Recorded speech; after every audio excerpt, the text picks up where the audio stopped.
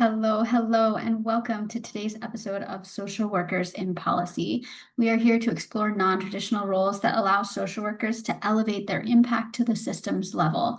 I'm your host, Melissa Winarowski, MSW and fellow policy social worker.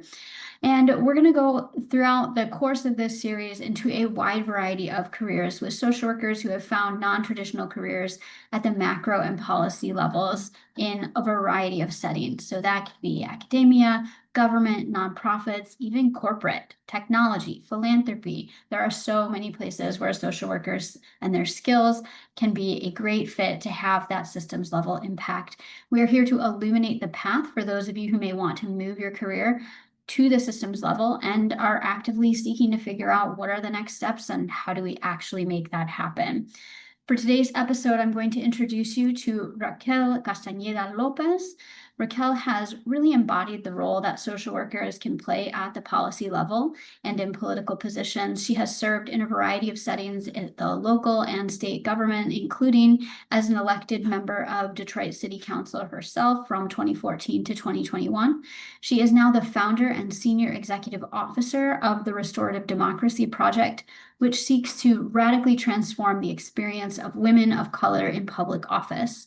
Raquel's bio is in the show notes below if you want to read more. You can like and subscribe to make sure that you don't miss future episodes. You can also click the link below to join our email list and get updates directly to your inbox. In addition to this channel, we are planning some other exciting resources as well, so that's the best way to stay connected. In the meantime, we're going to jump right into today's show and welcome Raquel.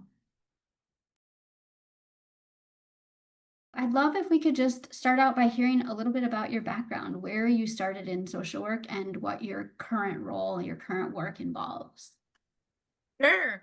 I really think my inspiration to become a social worker started when I was a little girl. So I grew up in Detroit, in a neighborhood called Southwest Detroit, and my mom really would try to find like after school programming and things for us to get involved with.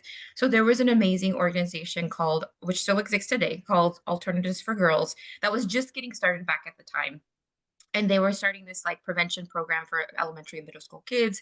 My sisters were some of the first participants, and then when they opened up the middle school program, I got started, and then I was with them all through high school until I graduated. And they had this like teen advisory panel where we would volunteer and like go visit the homeless shelter, the women's shelter that was part of the organization, and help out. And I remember seeing like our mentors, because we had like a mentor, a group of five had like, we were like these small groups and we had mentors.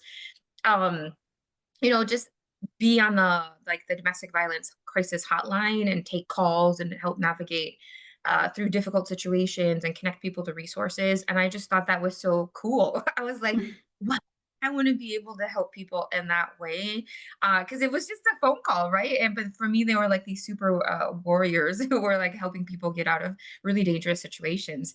And so I think that was my initial introduction to this world of social work. I didn't know they were social workers per se at that time, but I knew what they did was something that I wanted to do.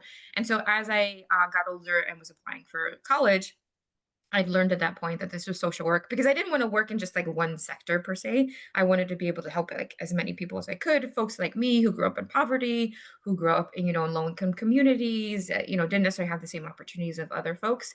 And so yeah, that was my introduction and exposure to social work and how I decided to study it at the undergrad level. And it was slightly different when I decided to pursue my master's. I didn't really know what the distinction would be that I was going to focus on at the grad school level. I had been working in nonprofits for several years after graduating, doing mostly like youth programming services after school, similar to what I had been in.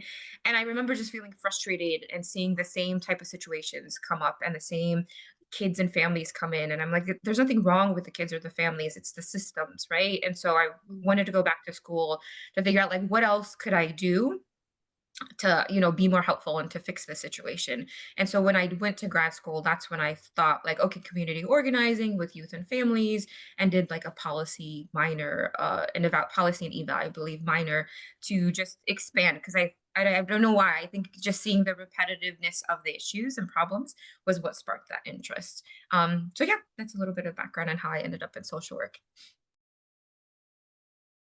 So once you actually got out of school, were you able to move directly into like a macro or policy role? Or what did that transition look like for you?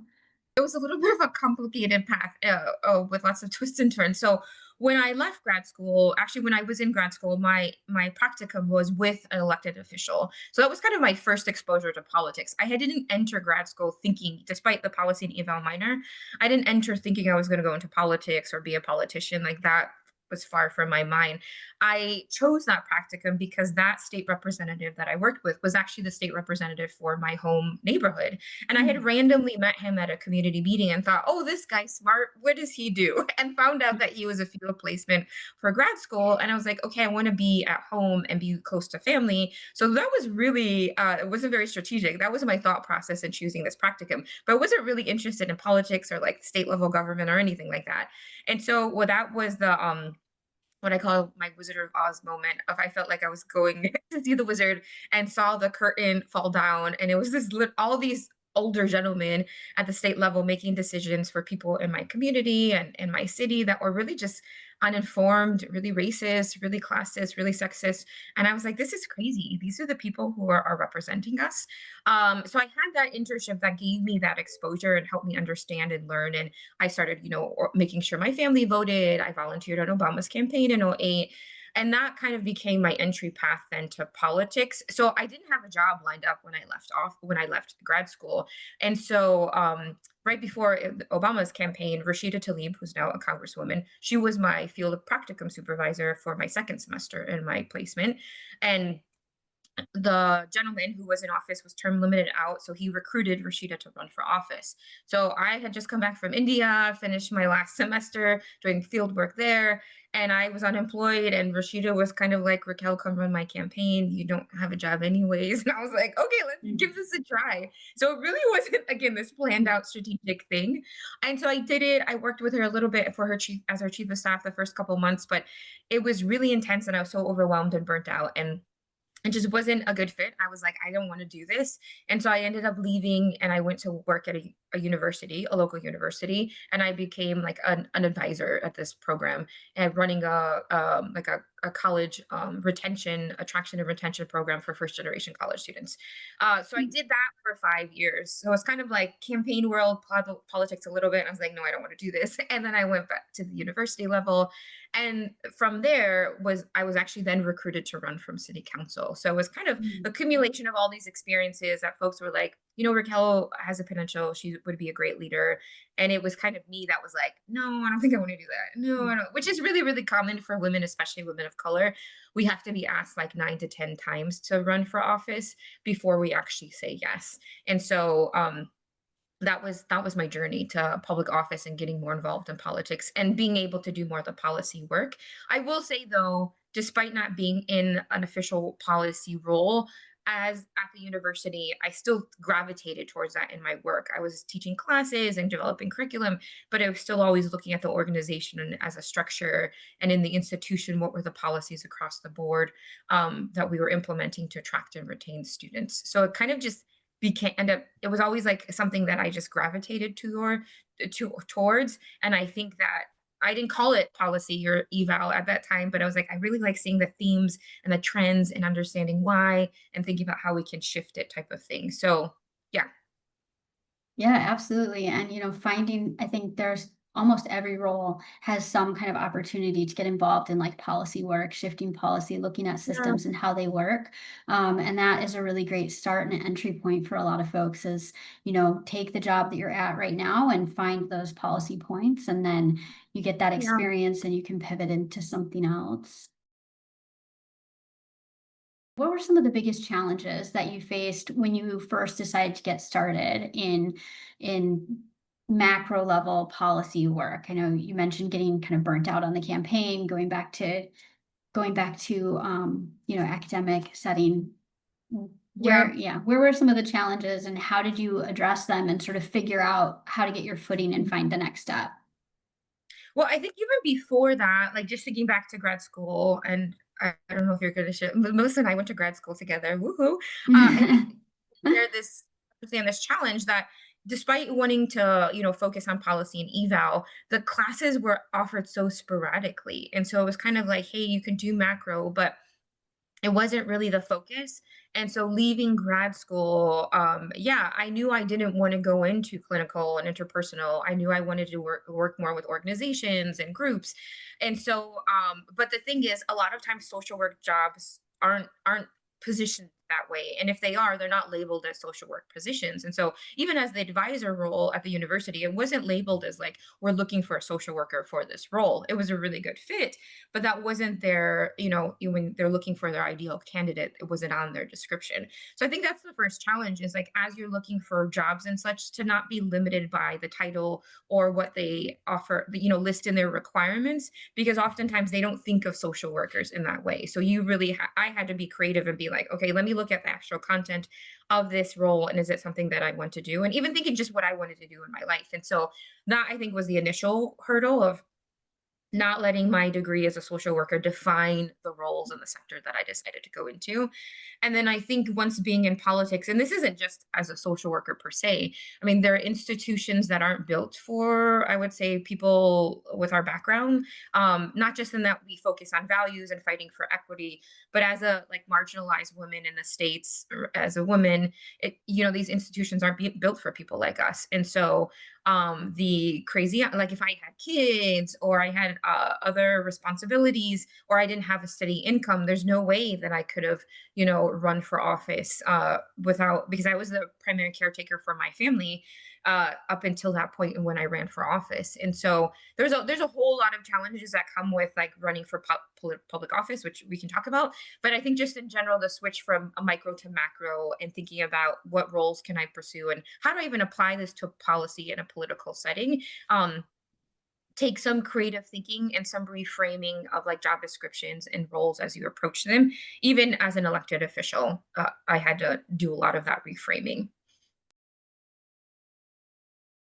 For social workers who are looking at maybe trying to get involved in some way, what kinds of things do you think they should be looking for? I know you mentioned the job description oftentimes won't be labeled for social workers.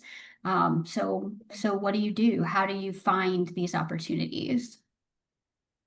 For me, kind of to go back to the initial question of like why I chose social work, I liked it because I like that it was based on the framework, right? Like there's our code of ethics, it's the values. And I'm like, that can apply to any sector, right? I don't need to just be in a clinical setting or in a typical social work setting. Like I can apply that anywhere. And I know in grad school, right, you could do school social worker. I think there may have been like a hospital concentration. I don't remember exactly, but you can do these different concentrations.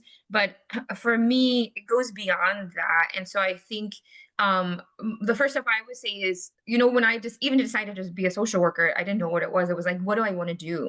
What is my passion and what guides me in life? And for me, it's always been about being the person or resource I wish I had as a some younger version of myself. And so it's always been about like giving back and providing support and help where I can, right? To make somebody else's path and journey easier. So I would say like thinking about what motivates you, what do you enjoy? And you can apply then the social work framework, I think, to any sector or setting. So that could be, accounting, and you want to do it from the code of ethics and this framework that social work brings to make it more accessible, to make it like, easier for people to understand and digest, et cetera, et cetera. So for me, I think it's really I always go back, even the work I do today is like thinking about what are your core values? How does that tie to like what you actually want to do and guide you in the decisions that you make? And I think that approach is a very social worky like approach, right? But it's using the lens and the framework of social work and not feeling restricted by the narrow definition of what the roles are that you can apply to. I guess that would be my number one suggestion. How would you describe the work that you do now? What does a typical day look like? What are you working on at this point in your career? Yeah, so I left public office after like 8 years. It felt like it was technically a decade. And so I decided that I wanted to try to pursue my own thing. And I left, got a fellowship with Open Society Foundation to create this idea I had. And so it was really, well, it's twofold, is one to kind of just document the experiences of women of color in public office, former and current, do like a needs assessment, look at what impacts their decision to run for office, continue to run for office, to run for higher office, what impacts their decisions to implement like really progressive policies or to hold back on them. What are their experiences in these really toxic places, and how does that, impact their personal well-being. So I knew I was really curious about that because my own personal experience was beautiful and very challenging. And so again, identifying the themes and the trends, I was like, I want to understand what's going on, and we need to, shift the narrative about how we show up and support women of color, women in general, but women of color in particular, after you quote unquote win, right, and make it into these roles. And so and I wanted to, again, create the programming I wish I had when I was an elected official. So I founded Restorative Democracy, which is a for-profit, nonprofit hybrid org that does these things. We're doing a national study to document the experiences of women of color in public office. And we offer custom programming for public officials and all of the other women in the ecosystem. So for example, you were I know worked at the federal government, you would be eligible to participate in our program. And so it's Mhm. kind of think about that you may have this public official in this role, but she can't do it alone, right? You need the chief of staff, you need the director of the water department, whatever it is. And so we support folks in their role as public officials, as well as all the ones that work in the ecosystem with them. And so, I mean, I'm a solopreneur, right? So a typical day, it varies from day to day. But I get to the exciting part about where I am now, because this is kind of maybe the double-edged sword of social work sometimes, is in service you don't always get to choose what you work on or who you work with or how you do it or when or what, especially as an elected official. It's constantly putting out fires. At least that's how I approached it, not from this like chaotic reactionary state, but that anyone who came to us, we are going to serve and help in it as much as we could. Mhm. And so as an entrepreneur, there is a little more flexibility in being selective about who I get Yeah. to work with. And so that is exciting. And then I get to be a little more selective, that I just really want to support women in the democracy space. And so my days are spent, doing the nitty gritty, not exciting stuff of like building a website and writing emails, et cetera, et cetera. And then doing one-on-ones with public officials for the research study to listen to their stories and provide them a safe space. And then we also do like individual coaching and group coaching. And so with elected officials and non-electeds. And so, yeah, it's really great to be behind the scenes, Mhm. and create a really safe space of belonging for people to just put down their armor and show up as their authentic selves. Because I think when we're able to create those spaces, and people are able to create a little more capacity internally, then they're able to show up in their roles better, more resourced, and then able to introduce the really wonderful policies or programs that they have top of mind but are being pushed to the side because there's so many things that are just kind of distracting and exhausting them and isolating them. So, not the most specific example of what my day looks like, but I get to work with amazing women of color in the democracy space, and balance that with all the nitty gritty of being an entrepreneur. And you touched on this a little bit, but any other ways that you want to talk about kind of how your social work values, your social work training and background have contributed to you being successful in this kind of work as sort of a Yeah. non-traditional path for social workers? Yeah, it's so funny because I feel like, I mean, I've been asked not a lot about being a social worker in this role, but I think for me, it's so ingrained to who I am as a person that I don't know how to extract it all the time. And so for me, I think to be really successful in the role, and why I was successful on council, was because I did stay true to my values. And that's not a traditional approach to policy or being an elected official. And people often would try to push me to be like, what's your policy platform, or what's the one issue you're going to champion. And I Mhm. would say no. We stand for Mhm. like equity, access, and inclusion. So whether it's the contract for garbage pickup or it's a new economic development, like these are a list of questions that we're always going to ask you because they're rooted in our values.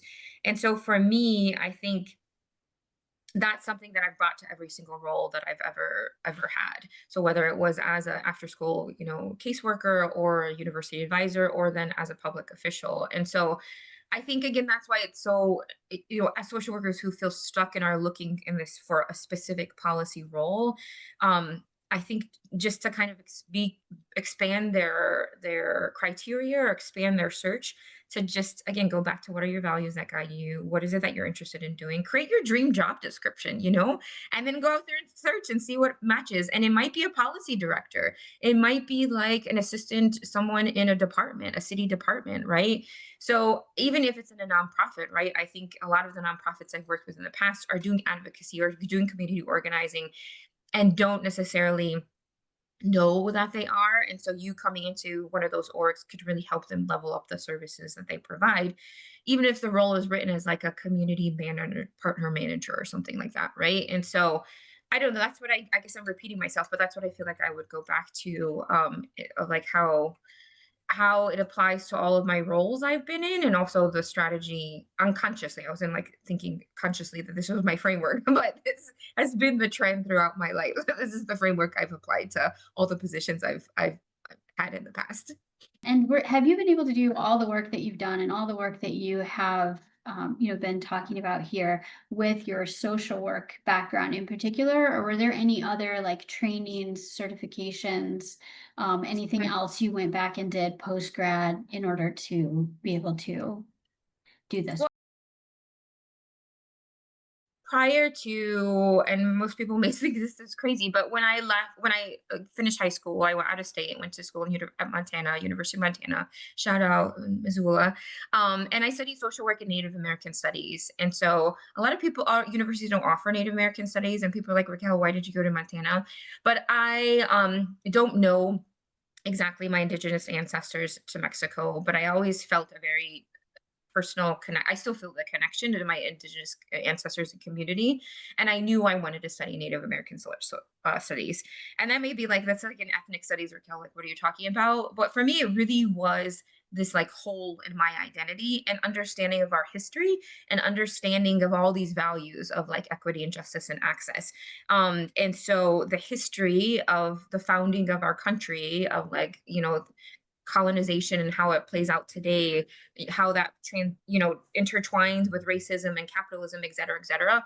That degree in Native American studies really helped me establish a strong foundation and understanding for all the things I now encountered. And people talk about that. Most people don't talk about them in relation to colonialism or like in it's the establishment of our country and like indigenous rights. But for me, I see a common thread throughout all the struggles of different marginalized people that's tied ultimately to the founding of our country and what we did to indigenous people. And so for me, it wasn't something that came afterwards. It was something that happened at the same time I studied social work, and it just had such a profound impact on me as an individual person, as who I am and what I do, but in all the work and how I show up. So that's always at that understanding of the struggle, that history, how it relates to me and my individual identity and the values. Yeah, we're all kind of interwoven. So there's that. And then afterward, and I worked at an urban Indian center in Montana, and then as well when I came back to Michigan, and have always, on council worked with folks to establish the Detroit Indigenous People Council, and so I've always kind of tried to honor that community and stay connected and create space because I do think there's such profound lessons to continue to be learned. So there's that, and then I think post grad school, I mean, it wasn't a degree per se, right? But as an elected official, you are supposed to know everything. And so, yes, we did a lot of trainings in like planning and zoning, and constituent services, of like understanding bankruptcy and budget. So all the things that are technical to like the skills you need as an elected official, we did lots of trainings. And since leaving office on my own journey of healing, because I was super burnt out when I left and took a long time to kind of recover, I did my own like I guess more what people call clinical practices. And so studied mindful self-compassion and action learning, which is this different methodology of like coaching. Uh, Somatics is something that I'm working towards, hopefully in the next years, to get my certification in, and then neuroemotional literacy. So more things that I think help give me the language and skill set to do what I do now, in terms of, which is funny. I started more macro, right? And now it's kind of going a little more. Yeah. I'm not a therapist, folks. I just want to say, because people come and I'm like, no, I'm still not a therapist. For me, it's having those IP skills and the macro skills, which make you Yeah. super, super effective. Yeah, so that's a little bit of what I've been doing now. Such an interesting and really great transition and talking about, usually folks are looking at like maybe coming from a clinical setting and feeling like they don't have the skill set or they don't have what is needed in order to move into these more macro and policy level roles. And you're here saying, look, I had to go back and get the clinical skills because they're so Yeah, relevant and they can be so helpful yeah. in how you approach these things. That's Yeah, yeah, it's 100%. Don't devalue them. It's all about, your ability to work with adults and people one-on-one, right? And so the more I think you have strong IP skills, that's going to just make you a stronger, person in your policy role. So for clinical social workers who might feel intimidated by the idea of moving into a macro or policy role, what advice would you give them or what might you say to them? Ooh, okay. Like, Intimidated. I think one to acknowledge that feeling, right? 'Cause sometimes we're mm, like, we shouldn't feel intimidated. I have all this mm, experience or whatever it is, like I could do this. I'm like, just acknowledge the fear, right? And what's coming up with that. And I think if hopefully you have space to kind of just reflect on that and see what really the root of that is. And then I think the other piece is always really helpful to have like a sounding board outside of yourself as you're doing these things. So it may feel like this really big transition. And so I think whether it's talking to mentors or other people who know you really well to kind of hype you up, right? I know there's the like self affirmations and things, but having a really strong social network is key to any role. And so I would say, we do this with candidates too when you're thinking of running for office. When I used to train folks, and it's like, first thing to do is like talk to your core circle of folks to you through your challenges, through your fears. How is this going to work? How is this going to impact you? How's it going to impact them, et cetera, et cetera. So I think similarly, like if there's something that seems intimidating, overwhelming, and like this big shift, acknowledge that, honor that, and touch base with your core circle of folks. I mean, they're there to like mentor, guide, coach, whatever, just give you support as you make that decision. And then I think the other piece is right, this isn't the end of the line, it's kind of to mm, reframe, right? You can apply for this and it not work out, and you can apply for this and it works out. And what's the positive side of it, right? Versus like, oh, this is intimidating. I don't know what I'm going to do. Maybe I'm not qualified. Whatever the thoughts are that come up to, wow, in this role, what are the possibilities and opportunities that are opening up and being created? So it's doing kind of both worst case and best case scenario. mm. Um, yeah, but I don't know if I have, I mean, it is scary, right? When you're switching roles and switching sectors. So I don't know how to, make it easier per se, but I would just say know that your voice and your experience is needed in these roles. Like I wish I was always trying to get more social workers in the police department. Like, can we have at least one uh guys, precinct like police, but you're needed. You're needed in local government for sure, all levels, local, state, county, federal, school board, et cetera, et cetera. And so I think for me, that's always made it easier. It's like my community needs me, or when I feel like there's other people that focusing on how this is going to benefit others has always helped me get over my fear and intimidation of, doing something new. Yeah, finding your why and really focusing Yeah. on that. Yeah. Are there like entry points, either groups, organizations, committees, boards, that you might think of or recommend that can help folks sort of gently make the transition or learn more about the skills? A good question. I don't know offhand. I mean, I wish there was. I didn't have any when I transitioned. Or I would say, for example, you're a social worker who wants to go into urban planning or whatever it is. Like, I would look at those professional networks and organizations and see if there's any folks who have a social work background that you could Mm, connect with, coffee with, do like a informational kind of interview, meet and greet type of thing. Um, as a way to start one understanding the role that you potentially want to go into, but just building those relationships. Yeah, but I don't know of any specific. I will say my org is here to support people in these roles once they're actually in the role, not so much during the transition. So we're here for you once you're in the role. But yeah, I wish there was more. I'm sorry, no, I don't have a better list. no, that's, I think the first step is taking a needs assessment, right? Figuring out what's out there and Uh, what's missing, and then we can start to plug in those gaps as well. So if someone was watching this and thinking, they're particularly looking at maybe your experience as an elected official or what you're doing now, sort of branching out on your own and creating this amazing resource, the resource you wish you had, right? If someone's sitting Mhm. here and thinking, that sounds amazing, but that could never be me, what would you Mhm. have to say to them or share, where would you kind of direct them to? Um, I think when I was being recruited to run for office, because I was that person, I definitely said no, right? And it was actually my neighbors who played soccer, like, Raquel, you should run for city council. And I was like, no, I'm not qualified. Like all the no's that I can't, right? Like I'm poor, I'm short, I live at home, I grew up with my sister, like all these reasons, right? Um, and so it was kind of like the first people that asked me, it was just this waterfall of no's and why I couldn't do it. And then I think this is why you have to be asked repeatedly, right? The last couple people that asked me, and I went to meetings about, running for city council, blah, blah, blah. And Rashida probably said this to me, was like, the community needs you. And so I think this piece is going back to your why and having other people remind you of what that why is and of your value. So I don't know if I would have said yes.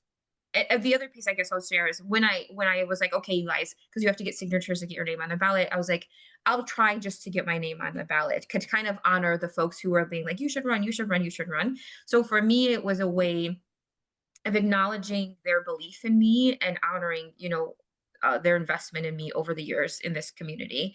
And so I think that was the piece that got me to initially try, was being able to move beyond my own list of like, I can never do this, and seeing the need, at least that people told me, like, our community needs you, and we're investing in you, type of thing. I really wanted to honor those folks. So even when I turned in my ballots, my petitions, I told the lady, I was like, I'm not really gonna run, so just take these and then don't put my name on the ballot. And she kind of called me out and she was like, you're just afraid, honey. Like, look at all these people, like over 300 folks want you to do this. Like, what's preventing you from stepping up? And so a lot of it is internal. And actually in the org I do now, we do talk a lot about that interpersonal struggle. So a lot of it is your mindset, right? Like getting over those fears and things like that. But I think I keep going back to this point of like, other people who are in your core circle, who see you and believe in you, and your value and what you have to offer and how you could really impact and change things.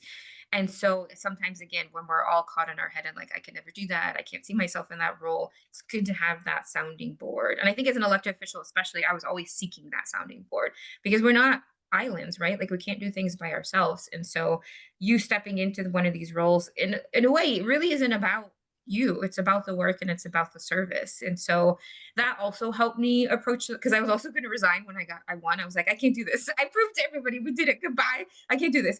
And I did a mindfulness, like, intensive 10-day silent retreat, which was amazing, really hard.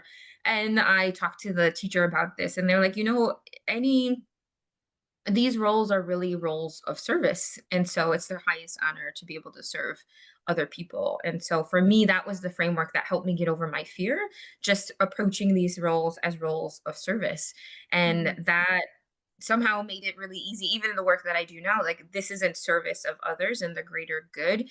And maybe because I'm a Libra, I don't know what, but my sense of justice just overwhelms all the insecurities and the self doubts. And it's like, yes, we have to. We have to do this, right? So that's my long rambly answer of kind of like, reflecting on your own and your thought processes, like thinking about what your why is, connecting with your core circle to kind of talk through those things, and really trying to reframe it as a act of service, a role of service. It's to the greater good. So what has been most surprising or most rewarding about actually pushing through those moments of discomfort and coming out on the other side? Yeah, I mean, I think the thing is, it's so in your head. Again, I was like a first, I was the only, all these things. But then when you're actually, just a couple weeks ago, there was a park that opened on the Detroit riverfront, and I was going to the restroom, and on the door it had bathroom in like Spanish, English, and Arabic. And I have not been on city council for 4 years. I'm sorry, the lighting keeps. Here we go. Mhm. Um, And I was so happy when I saw this Mhm. sign because when I was elected, the city had no language access policy, Mhm. never talked about translation. And it was almost not opposition per se, but the lack of awareness and just ignorance. So it was my first year we got and I didn't realize how historic this was at the moment because I was just like fighting for survival. But we got 500,000 to like translate the city's website, create the first ever language access coordinator position, start doing like a city assessment of our translation services. And that was like a continual fight year after year to maintain this funding, to keep it going. And then I think this year, last year, my successor passed a language access ordinance. And so like now when we get our property tax bills and things, they're in these three languages. And so when I see signs, welcome to the city, it's in these three languages. And so for me, like those are the really beautiful moments. Like my name isn't on it. People don't know that I did that per se. I mean, if you were there, then you might. But so it's when you're able to push back the fear. And again, it wasn't about me. Like I can speak English and I'm lucky that I can speak Spanish. I can't speak Arabic, but I wish I could. And so it's kind of like when you focused on the values, that was about access to city services, access to resources, equity, like everyone should be able to participate in our city. And so for me, those were the guiding values and it translated to this policy. And it was about seeing families who couldn't understand and then would end up with their house on the property tax foreclosure list because they didn't understand the process, right? Or trying to pay a water bill and being afraid of like some immigration thing happening because they were asking for papers, et cetera, et cetera. And so making it again easier, even though maybe I individually didn't have those experiences, but making it easier for these folks to not have these barriers, that was the ultimate thing. So again, regardless of how afraid I was doing those things, I think that's the other piece is like you can still show up afraid, right? Like the fear may Mhm. never dissipate, and that's okay. Like that I think means that you're human and you're vulnerable and you're being brave and courageous. And so for me, it was that piece of like, okay, yeah, this is scary. I don't know if it's going to work. And if it doesn't work, oh no, people won't be able to like get the services they need was like always the worst. That was the worst case scenario was like, if this doesn't work, what's going to happen? How are going to people be impacted negatively versus, okay, if I'm afraid, but if this actually does work, then wow, we have translation services. So that was, I think, what motivated me to move through sit with the fear, I would say, rather than move through it because it was often present. And just to strive to be better because when we actually were able to accomplish things, when people would understand zoning or like, we were able to like educate people about truck traffic. This may sound like very non-sexy things, but Uh-huh. you just to see the light bulbs go off. It was just so I don't fun, amazing, exciting, like super empowering and beautiful to see people reclaim their agency and their government and their ownership of their communities.